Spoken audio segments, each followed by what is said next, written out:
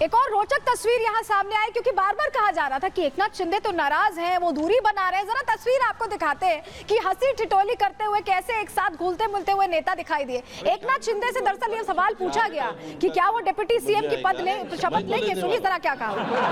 अरे भैया अभी तो कहा, देवेंद्र जी ने भी कहा, मैं भी कह रहा हूँ, रुको थोड़ा, अभी शाम तक रुको, अभी कल शपथ ली है ना। तक उनका समझ में आएगा। मैं तो लेने वाला हूँ, मैं रुकने वाला हूँ। दादा को नहीं, अरे भाई दादा को अनुभव है, दोपहर शाम को भी लेने का और सुबह भी लेने का।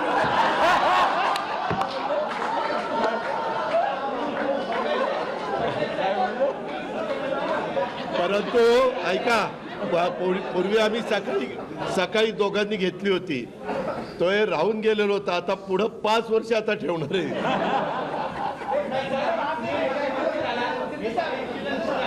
काय अरे सगळे कन्फ्युजन दूर होतील, थोडी कळ काढा, काही कन्फ्युजन ठेवणार नाही, सगळं क्लिअर। काही कन्फ्युजन नाही आहे, हे बाबा काही कन्फ्युजन नाही, सगळ्यांना उद्या तुम्ही।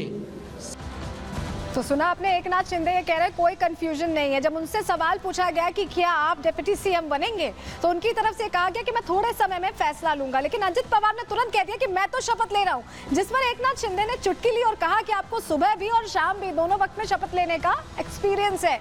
इस पर वहीं आप सुन रहे थे देवेंद्र फडणवीस को भी, वो भी यही कहते सुनाई दे रहे थे कि कोई कंफ्यूजन नहीं है। लेकिन फॉर्मूला क्या निकाला है यहाँ पर देवेंद्र फडणवीस ने, जो सेट कर दिया है शिंदे को भी और अजित पवार को भी, जानकारी आपके सामने रख रहे हैं। महाराष्ट्र में महायुति की सरकार बनेगी और महायुति के बीच सरकार का जो फॉर्मूला है वो यहाँ डिकोड कर दिया दे रहे हैं हम आपके सामने। 1 सीएम और 2 डिप्टी सीएम का फॉर्मूला रखा गया। अमूमन जो फॉर्मूला पहले था उसी को फॉलो करते यहाँ पर दिखाई दे रही है बीजेपी।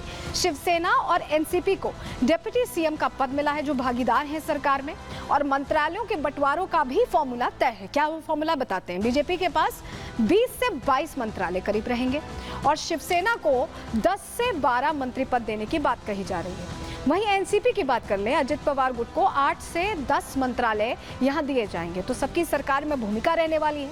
गृह मंत्रालय के बंटवारे पर अभी भी संशय है, क्योंकि इसको लेकर कहा जा रहा था कि शिंदे गुट से इस पर भरपूर अपनी मांग रखे हुआ था। तो ऐसे में क्या होता है, इसको लेकर अभी इंतजार है। लेकिन चलिए जरा एक और तस्वीर आपके सामने रखते हैं। आपको तस्वीर दिखाते हैं कि शिंदे के आवास पर जब नाराजगी का दौर चल रहा था, शिंदे की तबीयत खराब थी, अस्पताल जा रहे थे, तो कैसे फडणवीस पहुंचते हैं उनके आवास पर। ये थोड़ा बैकग्राउंडर आपको दे रहे हैं, क्योंकि सब कुछ बदला है इसी मुलाकात ने। तस्वीर आपको दिखा रहे हैं। तस्वीर इसलिए देखना आपके लिए जरूरी था क्योंकि इसी मुलाकात ने सारी पटकथा बदल दी, सब कुछ बदल दिया। महाराष्ट्र के लिए जो दूरी थी उसे पाट दिया, और वो कर पाए देवेंद्र फडणवीस जो कोई नहीं कर पा रहा था बीजेपी में भी। रिपोर्ट देखिए।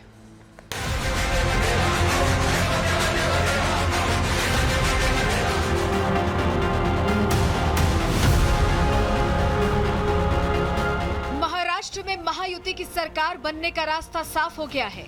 एकनाथ शिंदे की नाराजगी भी दूर कर ली गई है, जो काम गृह मंत्री अमित शाह और बीजेपी अध्यक्ष जेपी नड्डा कई बैठकों के बाद भी नहीं कर सके, देवेंद्र फडणवीस ने वो काम भी कर दिखाया। फडणवीस ने न सिर्फ एकनाथ शिंदे को मना लिया, बल्कि उन्हें सरकार में बने रहने को लेकर भी राजी कर लिया। सीएम पद को लेकर टसल। महाराष्ट्र में जब महायुति की बम्पर जीत हुई थी, तब एक बार लगा था कि इस बार भी मुख्यमंत्री एकनाथ शिंदे ही बनेंगे। हालांकि बीजेपी के पास सबसे ज्यादा सीटें थी, इसी वजह से सीएम पद पर सस्पेंस बना हुआ था। इस सस्पेंस को खत्म करने के लिए महायुति के नेता दिल्ली पहुंचे, जहां गृह मंत्री अमित शाह के आवास पर लंबी बैठक चली।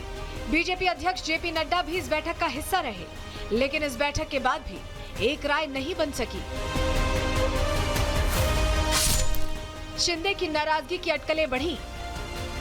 दिल्ली में हुई बैठक के बाद सीएम एकनाथ शिंदे की नाराजगी की खबरें उठने लगी। शिंदे पहले मुंबई से अपने गृह जनपद ठाणे गए और वहां से अपने पैतृक गांव चले गए। इसके बाद शिंदे की नाराजगी की अटकलों ने रफ्तार पकड़ ली। शिंदे जब अपने पैतृक गांव से ठाणे लौटे तो उनके स्वास्थ्य खराब होने की भी खबरें आईं। फडणवीस शिंदे का स्वास्थ्य जानने के लिए अचानक उनके आवास पहुंच गए। शिंदे से बातचीत कर उनकी नाराजगी दूर कर दी। महाराष्ट्र में महायुति सरकार। महाराष्ट्र में शिंदे की नाराजगी दूर होते ही फडणवीस का रास्ता साफ हो गया, लेकिन फडणवीस के सीएम बनने के साथ उनकी जिम्मेदारी और चुनौतियां दोनों बढ़ने वाली हैं। ऐसे में देखने वाली बात यह है कि फडणवीस महायुति के बीच समन्वय बनाकर महाराष्ट्र की गाड़ी को कैसे आगे बढ़ाते हैं। Bureau report, Republic Bharat. Maharashtra में बहुत मुश्किल दौर देख चुके हैं, यहाँ फडणवीस अब वापसी कर रहे हैं। ये मुश्किल दौर आसान नहीं था, जरा बता भी देते हैं आपको बैकग्राउंडर कितनी मुश्किलें उन्होंने झेली हैं। जरा ग्राफिक दीजिएगा। देवेंद्र फडणवीस ने लंबा वनवास काटा है, काफी लंबा वक्त, 2.5 साल तो डेप्यूटी रहे, उससे पहले भी किस तरह की मुश्किलें खड़ी हुई। 3 दिन की सरकार आई। 2019 में बीजेपी शिवसेना की जीत हुई थी और उस दौरान उद्धव ठाकरे ने सीएम बनने को लेकर वो अड़ते दिखाई दिए थे फडणवीस उद्धव के बीच। ऐसे में खींचतान बढ़ गई थी और उद्धव ठाकरे ने बीजेपी से गठबंधन तोड़ दिया था, कांग्रेस के साथ मिलकर सरकार बना ली थी और 2.5 साल के बाद शिवसेना में फूट पड़ गई, दूरियां आ गई और बागियों ने बीजेपी के साथ सरकार बनाई। लोकसभा चुनावों से पहले एनसीपी में भी फूट पड़ती दिखाई दी। अजित पवार गुट भी बीजेपी के साथ आ गया और लोकसभा में महाराष्ट्र का प्रदर्शन अच्छा नहीं रहा था। विधानसभा चुनावों में बीजेपी की सुनामी दिखाई दी पूरी तरह से, क्योंकि पूरा देखें मैंडेट अगर देखें सबसे बड़ी पार्टी बनकर बीजेपी सामने आई। फडणवीस ने इस चुनाव में पूरी बाजी को ही पलट दिया, सब कुछ बदल कर रख दिया फडणवीस ने और ये सब कुछ करना आसान नहीं था। लेकिन देवेंद्र फडणवीस ने पहले ही कहा था कि वो समंदर है, लौट कर आएंगे। सुनिए जरा किस तरह से शायराना अंदाज में अपने इरादे पहले ही जाहिर कर दिए थे देवेंद्र फडणवीस ने। मेरा पानी उतरता देख मेरे किनारे पर घर मत बसा लेना। मेरा पानी उतरता देख मेरे किनारे पर घर मत बसा लेना। मैं समंदर हूं, लौट कर वापिस आऊंगा।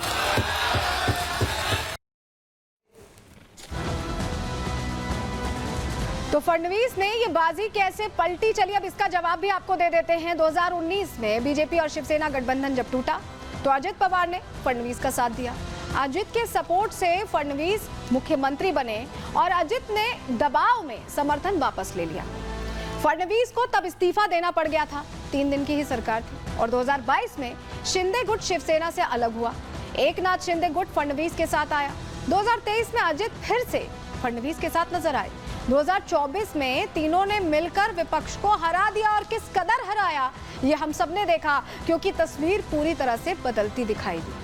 एक तरह से देखा जाए तो पूरी तरह से सब कुछ चेंज होता दिखाई दिया। लेकिन चलिए जरा आपको बताते हैं फडणवीस का सियासी सफर कैसा बीता है, किस तरह से उन्होंने तमाम वो जिम्मेदारी संभाली है, जरा आपको बताते हैं, क्योंकि काफी लंबा वक्त उन्होंने दिया। चलिए जानकारी आपके सामने रख रहे हैं किस तरह से ये मुश्किल दौर उन्होंने काटा। 1990 के दशक में देखिए एबीवीपी से शुरुआत उन्होंने की थी, एबीवीपी ज्वाइन की थी और 1952 से 22 की उम्र में सबसे युवा पार्षद बने थे, सबसे युवा।